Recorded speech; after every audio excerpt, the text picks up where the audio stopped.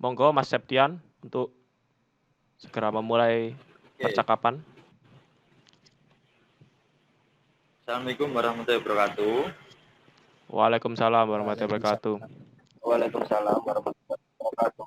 Sebelumnya saya ucapkan terima kasih untuk para audiens yang sudah bergabung dalam meet malam hari ini untuk membahas tentang beberapa topik yang akan kita bahas kali ini.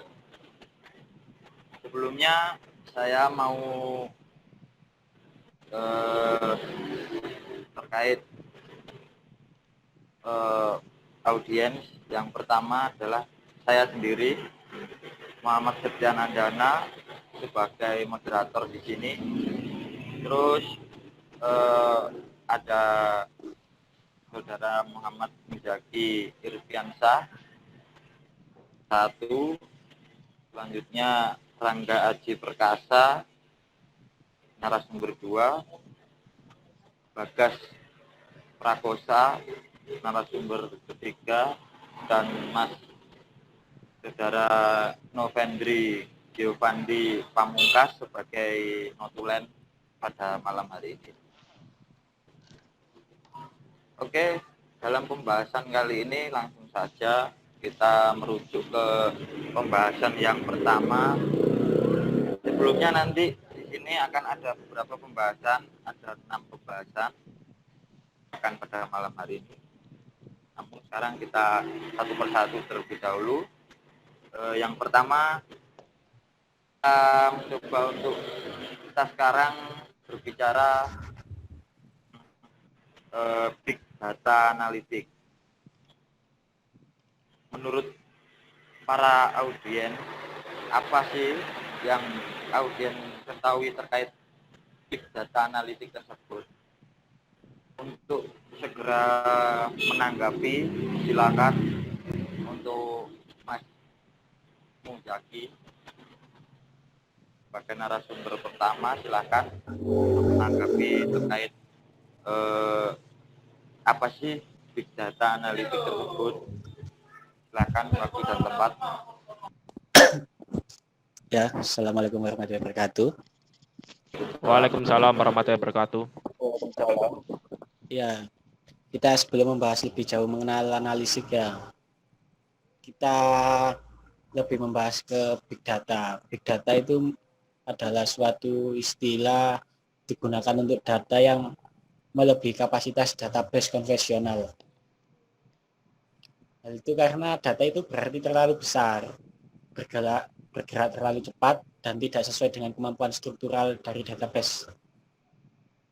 Biasanya big data itu disiapkan oleh perusahaan, organisasi, datanya yang diambil, dikelola untuk sebuah kepentingan. Nah, lalu keseluruhan proses untuk mengumpulkan, merapikan, dan menganalisis data besar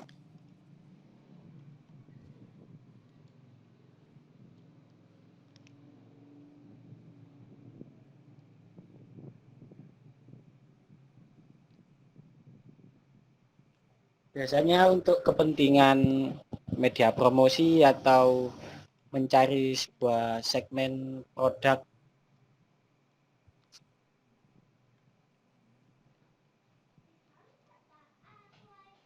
Ya sudah.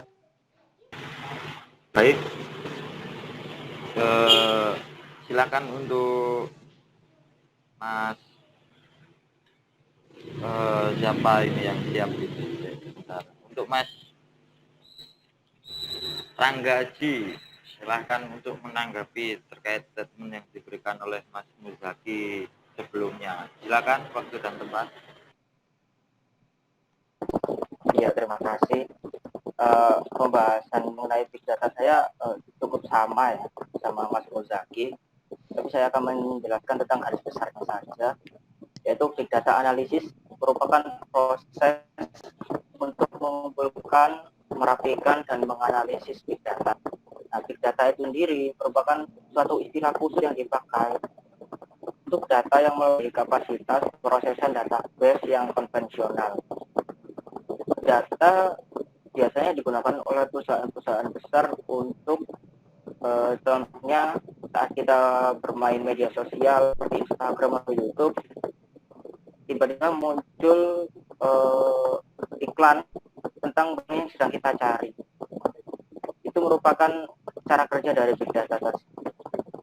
Jadi seperti cara garis besarnya mengenai big data. Oke. Jadi kasih. semacam kayak algoritma gitu ya. Oh ya. Iya. Cukup untuk Mas Ranggaji.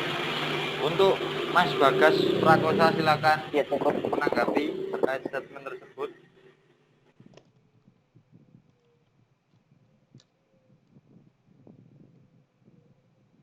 Mas Bagas. Oke, kita lanjut aja di pembahasan kedua. Bahwasannya sebelum ke pembahasan kedua dapat diartikan big data itu merupakan suatu proses untuk menganalisa data, khususnya untuk perusahaan-perusahaan terkait. Oke, lanjut saja yang pembahasan kedua. Sekarang kita beranjak ke Internet of Things, seperti Big Data Analytics sebelumnya. Apa yang Anda ketahui terkait Internet of Things menurut para audiens sekalian? Untuk kesempatan pertama silakan untuk Mas Rangga Haji Perkasa untuk menanggapi statement tersebut. Silakan Pak Beda Tepat.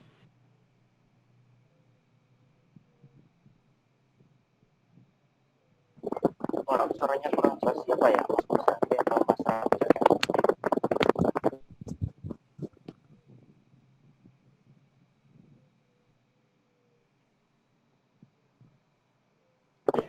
Oke, Monggo Mas Rangga. Ya, saya baca tentang Internet of Things. Internet of Things itu merupakan suatu konsep atau program di mana sebuah objek memiliki kemampuan untuk mentransmisikan atau mengirimkan data melalui jaringan tanpa bantuan perangkat komputer ataupun manusia.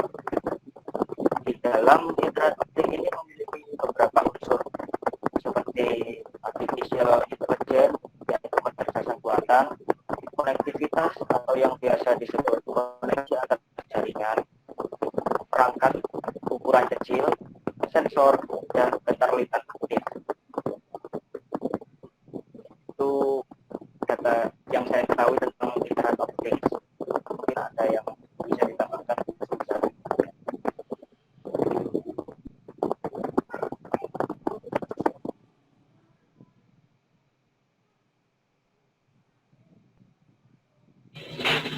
Oke, terima kasih untuk Mas Rangga Haji terkait statementnya tadi. Silakan untuk Mas Muzaki untuk menanggapi statement tadi. Silakan waktu dan tempat. Ya, sebenarnya kembali lagi juga yang disampaikan argumen dari Mas Rangga juga hampir sama ya dari saya. Saya sumbernya juga sama.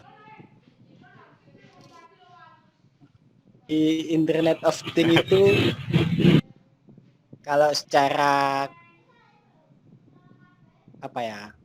kasarnya itu seperti kayak benda diberi ilmu, ya, diberi data untuk menyampaikan atau melakukan perintah tanpa alat bantuan, bangsa kayak menggunakan sensor, suara,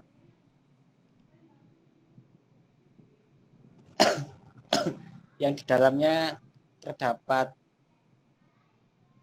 beberapa unsur seperti AI atau artificial intelligence, ada konektivitasnya, ya seperti itu. Oke, baik, terima kasih untuk Mas Muzaki telah menyampaikan pendapatnya. Untuk Mas Bagas, monggo waktu dan tempat dipersilakan untuk menanggapi statement terkait. Waktu dan tempat silakan untuk Mas Bagas.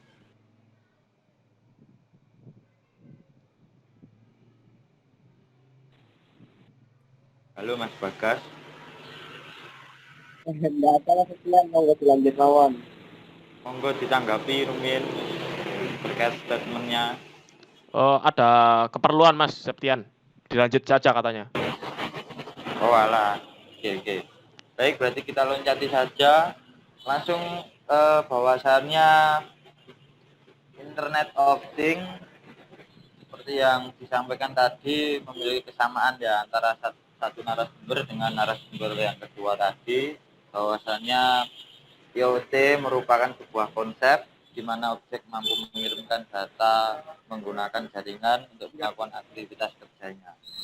Misalkan dalam kehidupannya sehari-hari buat kehidupan manusia terdapat di bidang kesehatan, transportasi, lingkungan, energi, dan lain sebagainya, dan memberikan manfaat utama seperti ketercapaian efisiensi, efektivitas, dan konektivitas.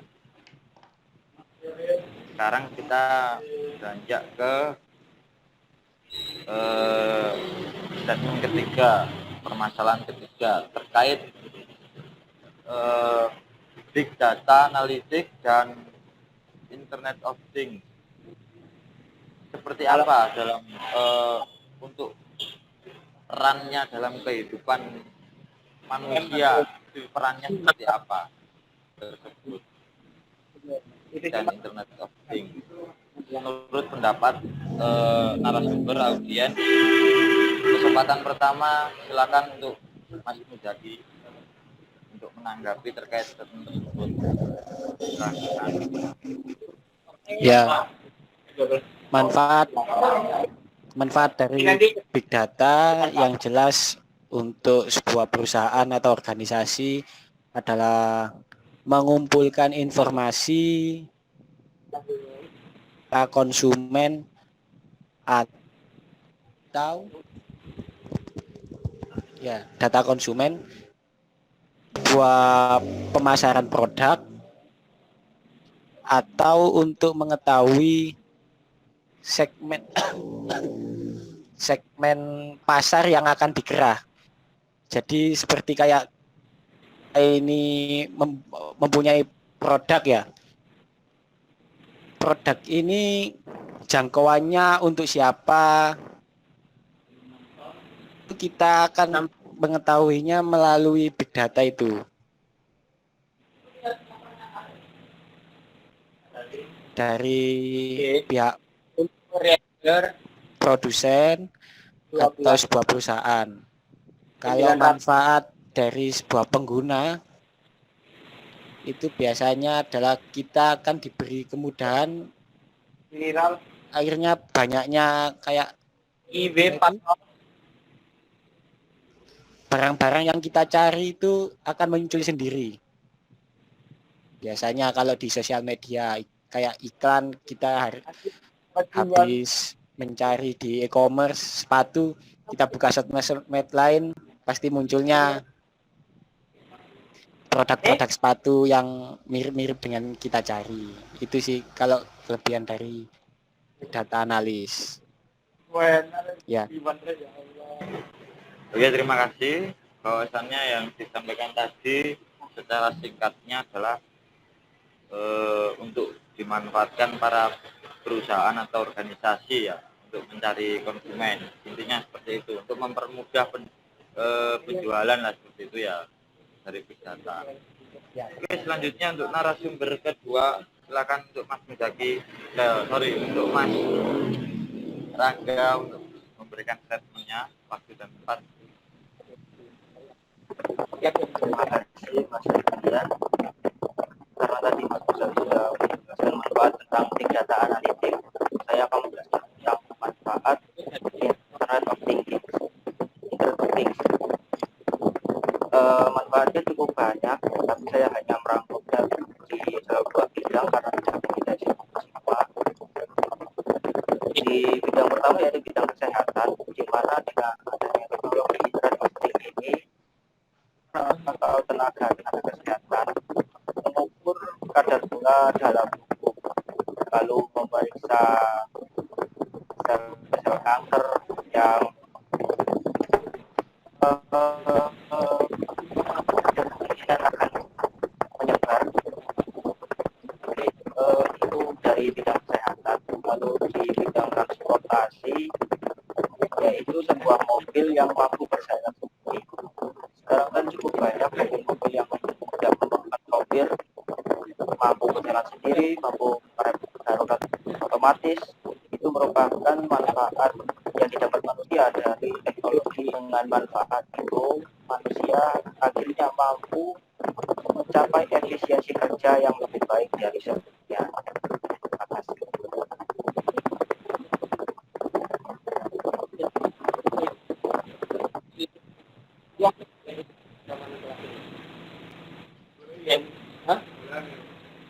Oke, terima kasih untuk Mas Rangga. Cukup bagus sekali antara kedua narasumber ini. Kita langsung beranjak ke keempat ya. Yang statement keempat. Mohon untuk di share screen karena ini berkaitan dengan gambar. Silakan untuk share screen terlebih dahulu. Ya, baik.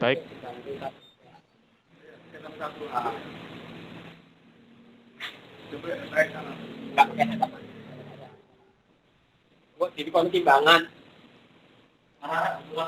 Apakah sudah kelihatan, Mas?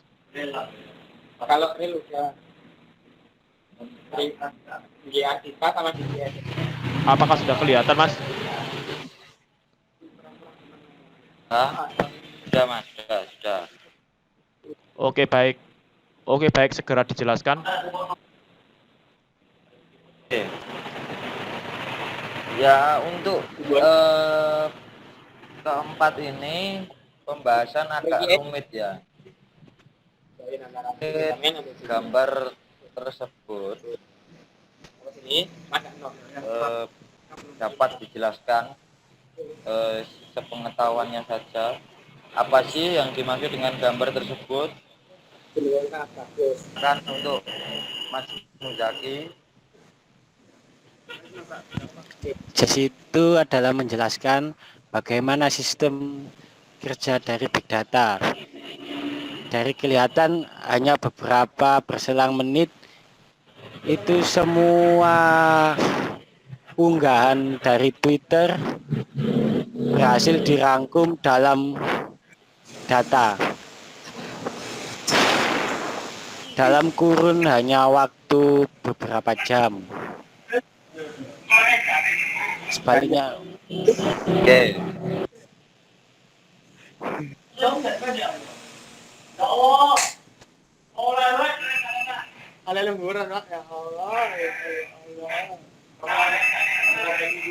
Jadi semua itu akan disaring, dikumpulkan menjadi satu. Ya. Oke, untuk ke bawah sekarang gambar selanjutnya. Untuk gambar kedua itu kok ada gambar manusia itu, kepala manusia, otak. Apa yang diketahui untuk Mas Muzaki dahulu? Ya. Bahwasanya dari sistem kerja otak kita itu sebenarnya data yang ada di otak kita itu sudah diambil atau diserap, dikumpulkan menjadi satu.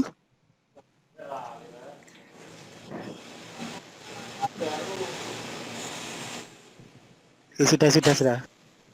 From where? From Oke, baik, terima kasih. Untuk Mas ini Pak. Rangga, silakan menanggapi. dari gambar 1 dan 2 tersebut. Silakan.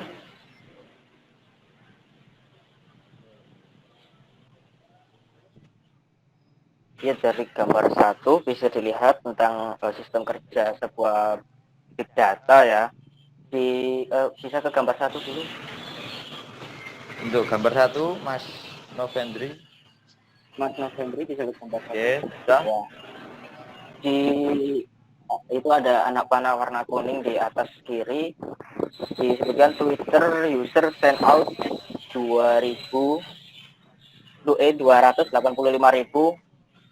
per jam. Nah, itu menandakan 1 jamnya ada 285.000 tweet baru yang dikirim oleh pengguna Twitter. Dan ada juga tulisan Google process more than 2 million search dalam 1 jam, menandakan di Google itu telah terjadi proses searching atau proses pencarian sebanyak 2 juta pencarian dalam 1 jam. Ini menandakan bagaimana besarnya big data itu. Ini merupakan fakta yang tidak bisa dipungkiri lagi. Oke, bisa ke gambar 2.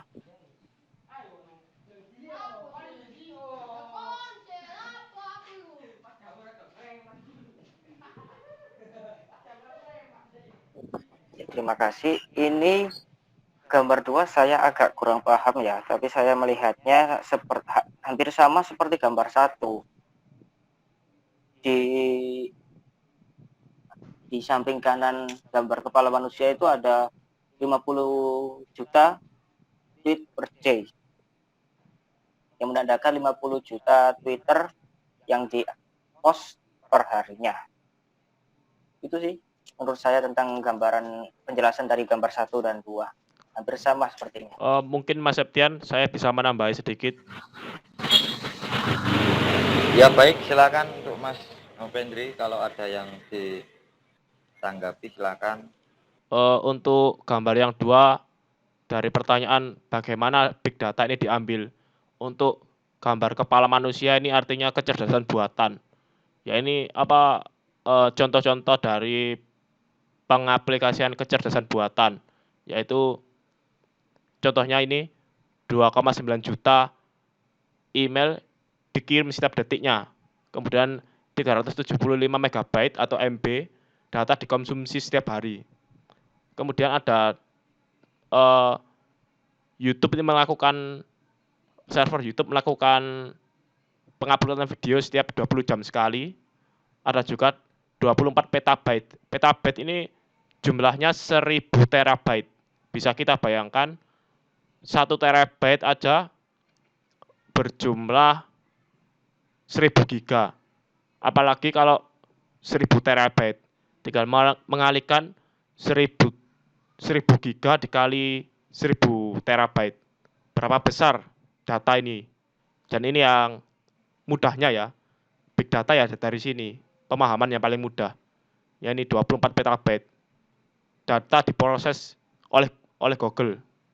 Kemudian ada 50 juta tweet per hari. Ada 700 miliar ya. Miliar pengiriman seperti video, gambar, atau status yang ada di Facebook setiap bulan. Ya itu yang bisa saya penjabarkan sedikit. Terima kasih untuk waktunya, Mas Septian.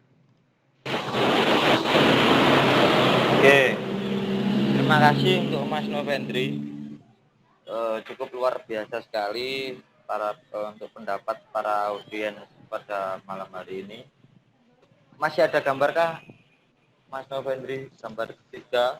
Oke, untuk gambar ketiga, menjadi untuk menanggapi.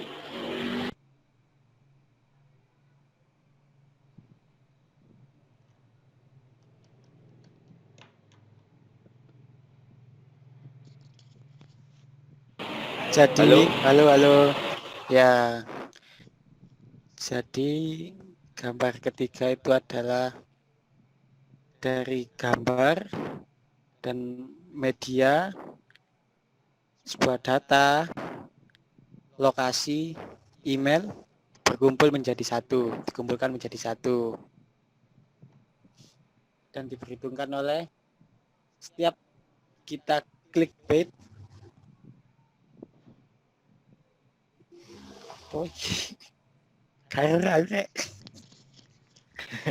Oke. Oke Mas, mungkin Terima bisa kasih, saya terima jelaskan Mas. kasih. Silakan untuk Mas Novendri. Oke, terima kasih waktunya. Untuk menjelaskan, silakan. Berikut ini adalah sumber dari big data itu. Kan big data itu contohnya ini dibayangkan sebuah server Facebook ya Mas, atau server YouTube atau server Google ya. Image atau media berupa video, musik atau gambar ini disimpan ke dalam sebuah server. Ya ini gampangan mudahnya ini big data disimpan dalam sebuah server. Yang ini tadi Mas, ini jumlahnya ini 24 petabyte ini. Bahkan bisa lebih dari ini. Bisa dilihat di YouTube itu server YouTube bagaimana bekerja itu, pernah saya lihat itu ada ribuan harddisk. Itu untuk penyimpanan cloud. Luar biasa. Itu untuk penyimpanan cloud. Misalkan sampean itu mengupload video YouTube, itu kan sampean tidak memerlukan flash disk atau hard disk kan. Itu sudah disimpan di sini Mas, di servernya YouTube ini. Ini servernya YouTube ada di New York, Amerika Serikat. Jadi misalkan sampai mengupload video tentang promosi kampus Mas ya, sampean kan tidak perlu apa-apa. Sampean hanya memerlukan koneksi internet saja. Nah ini disimpan di servernya YouTube ini, yang ada di New York tuh. Di sana itu saya pernah lihat di YouTube itu, di video itu ada ribuan hard disk. Ya ini Mas, 24 petabyte ini. Bisa dibayangkan 1 petabyte itu 1000 terabyte. Dan 1 terabyte itu 1000 giga jumlahnya. Saya mempunyai hard disk eksternal yang berjumlah 2 terabyte aja. Sampai sekarang belum penuh-penuh kok. Bisa dibayangkan ini, 24 petabyte. Ya ini, gampangnya mudahnya ini, big data disimpan dalam sebuah server ini Mas. Database itu nanti datanya dipilah-pilah Mas. Ada berupa teks, atau musik saja, atau video. Kan di YouTube kan tidak hanya video saja Mas. Misalkan ada lagunya Last Child yang judulnya Penantian misalkan ya. Itu kan ada yang tidak berupa video, maksudnya musik saja, yaitu nanti dipilah-pilah dalam sebuah database. Ini database-nya video, database-nya musik, audio, nah itu. Dan juga lokasi. Ketika sampean mengupload sebuah video YouTube, Anda kan seharusnya menggunakan akun sampean sendiri kan Mas ya. Dan itu disuruh untuk mengaktifkan lokasi. Nanti server YouTube ini tahu, oh lokasi orang yang mengupload ini di Surabaya, di kampus Unipa Surabaya misalkan. Ya ini lokasi, pasti nanti disuruh mengaktifkan lokasi ketika mengupload video YouTube. Ya ini email sampean, misalkan sampean mengupload sebuah video YouTube kan harus ada emailnya. Ya ini gmail.com. Kan YouTube termasuk milik Google kan Mas ya. Kan makanya belakangnya gmail.com. Ada juga social network. Social network misalkan contohnya nanti data ini bisa dibagikan ke social network misalkan Facebook atau Twitter atau Instagram kan bisa ya Mas. Video di YouTube ini dibagikan di social network ini bisa juga. Nah, apa ini HTML5? HTML5 ini adalah bahasa pemrograman untuk sebuah web. Kepanjangannya dari Hypertext Markup Language, itu bahasa web dari sebuah web. Misalkan Anda membuka YouTube Mas ya, sebentar.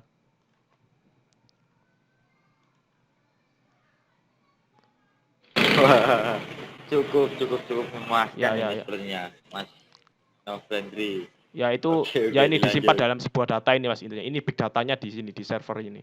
Ya udah, terima kasih untuk waktunya untuk Mas Erdian. Oke, ya sama-sama. Cukup memuaskan sekali pendapat dari Mas Novendri. Oke, langsung saja kita beranjak ke permasalahan. Oh, ada gambar lagi ya, gambar terakhir ya, nomor 4 ya, gambar 4 ya. Iya Mas, gambar terakhir Mas. Oke, silakan untuk Mas. Oh, terkait gambar Ayo 4 Mas dan 5. Novendri. Ada gambar Novendri. 5 juga ada gambar 6, Mas. Oh iya iya. Dijelaskan monggo Untuk terkait kali ini pendapatnya gambar 4. saya mau menjelaskan tentang 3VS atau 3V. V itu bisa diartikan sebagai volume, variety, atau velocity. Volume itu adalah isi. Isinya berupa apa? Ya tadi ada berupa ini image atau media atau lokasi, email sampean atau social network dari akun-akun terhubung sampai di Facebook atau Twitter. Nah, ini kan nanti disimpan dari sebuah big data. Ini jumlahnya terabyte atau bisa atasnya petabyte. Dan ini direkam, ada transaksi, maksudnya transaksi transmisi data dari pengguna ke server, kan ada transmisi ya. Nah, itu nanti tabel ini database, bisa juga diartikan sebagai database. Maksudnya nanti dipilah-pilah, ini data video, data audio, data gambar itu. Ini dipilah-pilah dalam sebuah tabel. Ya ini volumenya, ini isinya ini terabyte. Kemudian direkam, ada transaksi atau transmisi data, tabel atau file. Kemudian untuk variety. Variety namanya atau variasi. Dalam bahasa Indonesianya variasi atau bermacam-macam. Batch atau sekumpulan data dalam waktu dekat atau semi struktur atau streams atau aliran. Ada juga velocity atau aliran data. Aliran data menurut telah saya baca tadi ada yang struktur, tidak struktur, semi struktur atau semuanya. Struktur itu contohnya setelah saya baca tadi, untuk struktur itu contohnya data penjualan dalam perusahaan. Contohnya misalkan data-data ada di gudang itu apa saja, nanti disimpan dalam Excel atau spreadsheet. Itu kan mudah dibaca. Ada data unstruktur. Untuk data tidak struktur itu contohnya gambar berformat foto atau video itu tidak berstruktur. Nanti perlu dirapikan lagi dalam big data ini yang ada tabelnya tadi. Dan ada semi struktur. Contohnya email atau file XML atau JSON atau file JSON. Ya, itu sekilas yang bisa saya jelaskan. Oke, langsung saja gambar ke-5 untuk Mas Nurjati, paham? Atau Mas Rangga?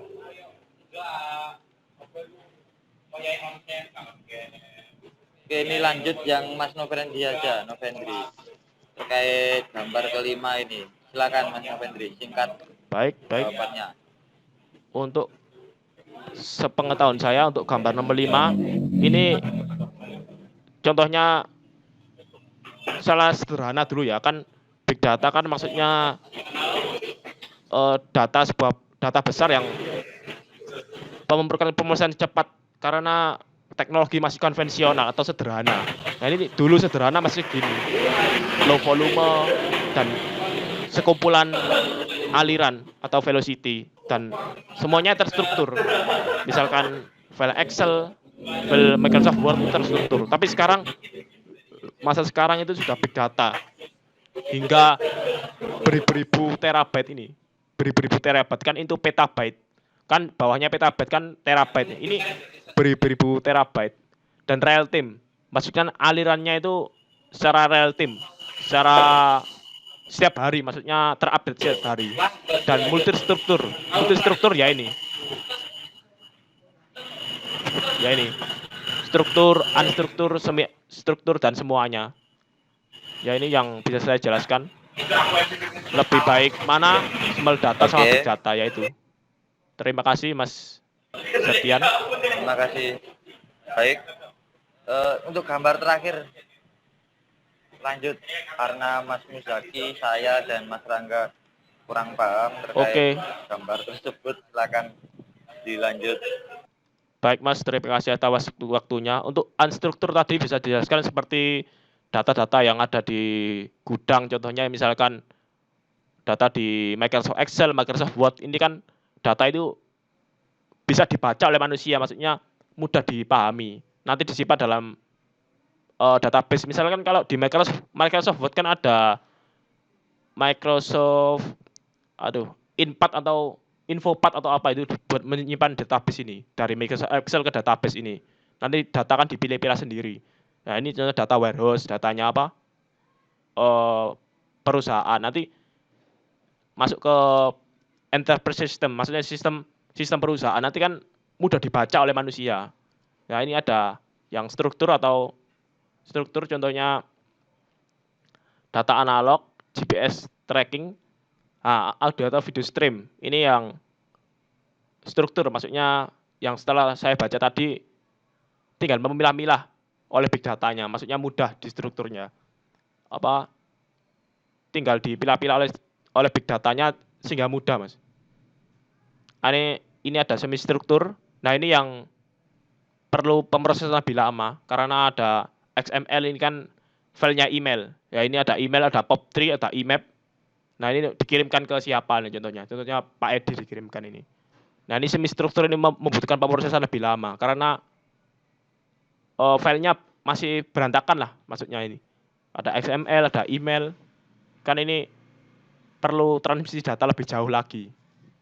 Dan perlu pemrosesan lebih lama maksudnya. Oke, baik. Terima kasih atas waktunya.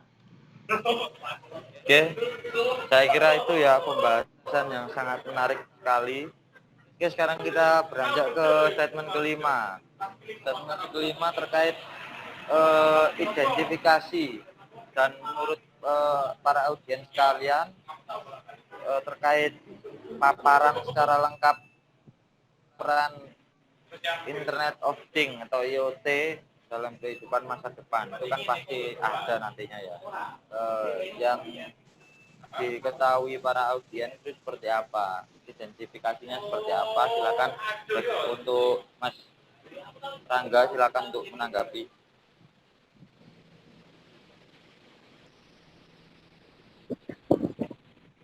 Ya, terima kasih untuk waktunya Mas Septian. Di nomor 5 ini saya akan membahas di bidang transportasi ya. Sekarang kan mobil yang berjalan sopir, maksudnya bisa berjalan sendiri, itu merupakan mobil-mobil yang memiliki artificial intelligence. Nah, keberadaan mobil-mobil yang memiliki artificial intelligence atau kecerdasan buatan ini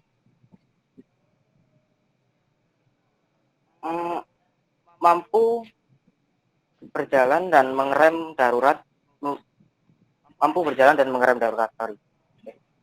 dan diharapkan di masa depan mobil-mobil yang memiliki artificial intelligence ini mampu membuka pintu otomatis, mampu membuka bagasi mobil otomatis, bahkan mengucapkan salam kepada penumpang. Manusia tidak perlu lagi untuk mengemudikan mobil tersebut. Jadi manusia tidak membutuhkan sopir lagi. Tapi di sini untuk masa depan ya, bukan hanya mobil, tapi mulai merambah ke sepeda motor, pesawat terbang. Oke, terima kasih Mas Rangga. Silakan untuk Mas Muzaki untuk menanggapi. Ya, kalau saya menanggapi dari untuk IoT adalah di bidang energi, karena sangat berpengaruh ya IoT untuk bidang energi ini adalah cara penghematan suatu energi. Contohnya adalah di listrik rumah.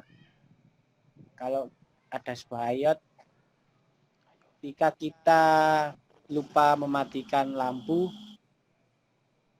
kita keluar dari tempat itu, otomatis listrik akan kalau kita masuk, listrik otomatis menyala. Yang terbarukan adalah ini sebuah masih progres. Jadi ketika listrik di rumah itu akan ada sebuah ambang batas penggunaan, yaitu ayat yang bekerja untuk mengontrol penggunaan energi listrik dari PLN. Ya, sudah, terima kasih. Oke, terima kasih untuk statementnya kedua narasumber, bahwasanya itu membahas di bagian transportasi dan energi ya. Tentunya masih ada banyak sekali, masih ada kesehatan, lingkungan, dan lain-lain. Oke, selanjutnya kita ke topik pembahasan yang paling ujung ini, terakhir. Terkait gambar, mohon untuk di-share screen lagi. Fendri.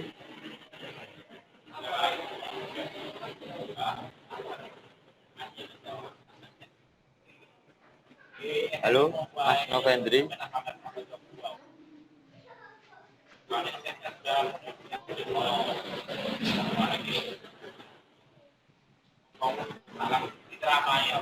Mas Novendri gimana ya? Share screen, share screen.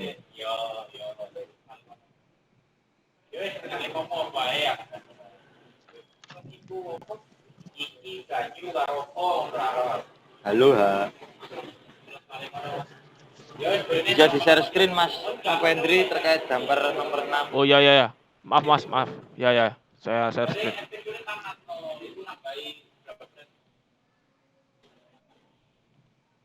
Ada berapa gambar itu? Mohon maaf. Oh, ini Mas Muzaki sudah melakukan Dua share gambar screen ya? ya? Ya. Ada 2 gambar ya itu? Iya Mas, ada 2 gambar. Oke, saya kira 2 gambar itu hampir memiliki kesamaan ya. Jadi langsung saja untuk menanggapi gambar 1 dan gambar 2.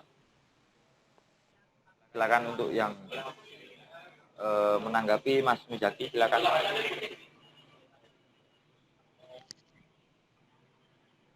Monggo Mas Muzaki.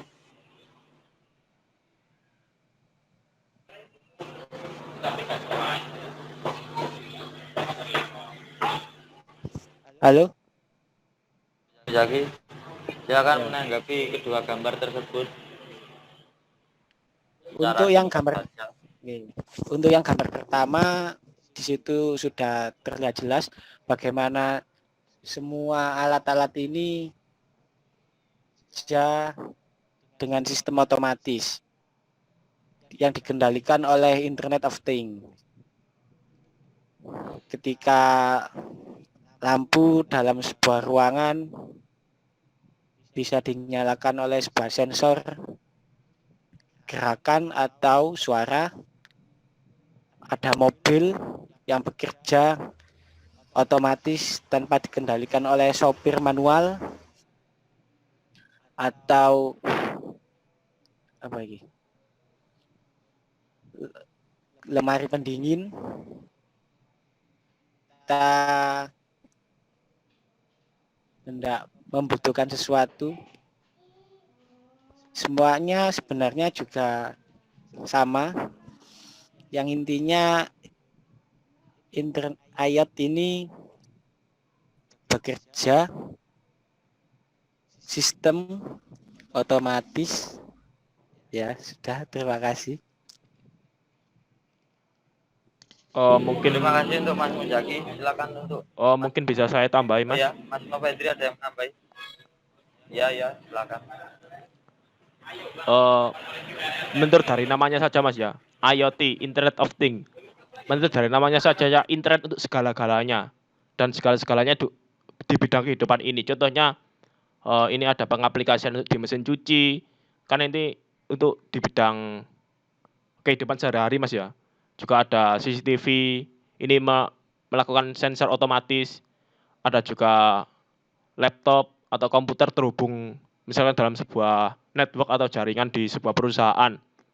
Nah, kok bisa melakukan printer sharing Mas? Misalkan berbagi data ke sesama komputer lain kok bisa? Karena ini ada Internet of Things. Misalkan yang punya data laptop ini, tapi kok sama bisa ngeprint data saya karena ada printer sharing atau Internet of Things. Juga ini ada kulkas, mesin pendingin ini bisa dimatikan secara otomatis melewati smartphone juga bisa. Soalnya sekarang sudah ada aplikasi smart home dari, saya tahu itu dari handphone Samsung itu ada smart home, ada asisten pribadi smart home. Nah, itu bisa mematikan ini, Mas, lampu dari rumah ini. Misalkan kita keluar ke desa ya, misalnya mau mudik ke suatu tempat, ini untuk lampu, terus kulkas, mesin cuci ini bisa dimatikan secara otomatis. Yaitu adalah penjabaran dari internet dari segala-galanya. Nah, ini kan memerlukan koneksi internet. Nah, ini contohnya ada mobil, ini namanya kalau di luar negeri namanya smart city atau lalu lintas yang smart. Nanti bisa mengontrol semua kejadian lalu lintas di suatu kota. Juga ada ini printer sharing, ini komputer, server, dan ini contoh sebuah kota. Ya ini apa? Contoh penjabaran dan internet dari segala-galanya. Ya ini di masa sekarang, Mas ya. Ya, internet sangat diperlukan. Oke, terima kasih atas waktunya, Mas Septian. Ya, baik, terima kasih. Waduh, cukup seru sekali perbincangan pada malam hari ini. Dari pembahasan tersebut dapat disimpulkan bahwasanya yang pertama tadi kita membahas tentang big data analitik yang pada dasarnya dapat dimanfaatkan untuk khususnya para perusahaan dan organisasi mengumpulkan data lebih ringkas dan lebih cepat, kan seperti itu. Sedangkan untuk yang IoT, Internet of Things, merupakan sebuah konsep di mana objek mampu mengirimkan data menggunakan jaringan untuk melakukan aktivitas kerja. Dari hal tersebut, cara kerjanya menjadi dengan membuat argumentasi algoritma. Contoh dapat dilakukan di bidang kesehatan, transportasi, lingkungan, dan energi, dan lain sebagainya, itu dalam kehidupan manusia. Sedangkan manfaat utama dari IoT adalah di situ kita dapat tercapai atau ketercapaian atau ketepatan. Ada lagi yang namanya efektivitas. Efektivitas tersebut dapat menjamin semua keberlangsungan dari IoT. Dan yang terakhir adalah konektivitas. Dari pembahasan tersebut itu tadi merupakan kesimpulan dari saya selaku moderator yang dapat saya pertemuan hari ini. Terima kasih saya ucapkan kepada para narasumber, kepada notulen semua, saudara-saudara yang telah menyempatkan untuk gabung di perbincangan malam hari ini. Saya akhiri, bila ada kesalahan kata, tutur kata yang kurang sopan, mohon dimaklumi. Saya akhiri, wassalamualaikum warahmatullahi wabarakatuh. Sampai jumpa. Waalaikumsalam warahmatullahi wabarakatuh. Waalaikumsalam warahmatullahi wabarakatuh.